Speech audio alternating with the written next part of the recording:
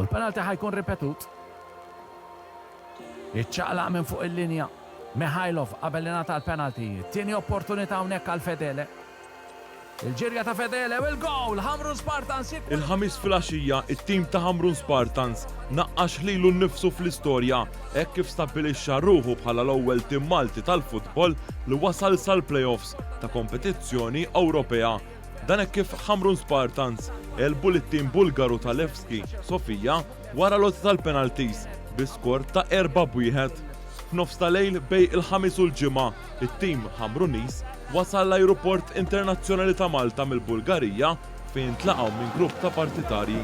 L-għada ta' din il-kisba One News tkellem mal-partitarju ta' Hamrun Spartans Marko Mallija li qal li dan il-mument storiku huwa wieħed emozjonali. Kienet emozjonali ħafna u anke kif voġġet il-logħba tara l-Hamrun jilagħbu ċertu teknika, ċertu livell li ma tantx narawh Malta.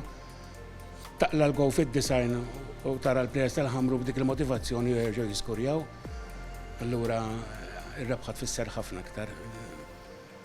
Kienet xi ħaġa sabiħa immensa lina, kienet ħolma hu. Tkellimna ma' Pawlu Mikallef, partitarju ieħor ta' Hamrun Spartans li qal li dan qed iseħħ bis-saħħa tal-għaqda. Huwa mument sabiħ ħafna, mument li qed ngħixuh b'saħħa kbira u jalla nkomplu għaddejjem dal-mument. Dan ġej kollu mill-laqda li hemm fit-tim kollox. Mingħajr dik laqda ma naslu saw. Tenna wkoll kif dan il-mument storiku qed jaqqad flimkien il-partitarji sportivi Maltin kollha. Xi ħaġa għall-futbol Malti hija ħelti ħafna, ħelti.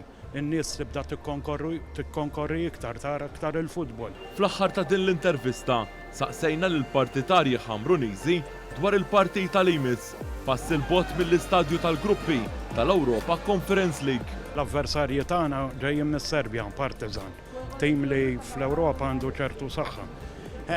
Qegħdin fil-fażi tal-playoffs u tistenna s-avversarji jkunu bsinu. Imma kif għatlek fejn laqda ir-riżultati jiġu. Il-Partizan huma livell naqs iktar il-fuq. Xorta nemmen li m'hemmx dak il-gap li hija xi ħaġa impossibbli, nistgħu nagħmluha fl-opinjoni tiegħi, irridu noqogħdu iktar moħħna hemm, għalkemm nemmen ħafna fit-tim li hemm, xhider li hemm ċertu livell ta' tim. Intant fuq il-medja soċjali il-Prim Ministru Malti Robert Abela esprima s-sodisfazzjon tiegħu għal dan it-tragward storiku u spjega li dan ir-riżultat jimmotiva lil pajjiżna għal aktar suċċessi sportivi. Dr. Abela esprima wkoll is-sodisfazzjon tiegħu għal wirijiet qalbina fl-istess kompetizzjoni minn Gżira United u Hibernians.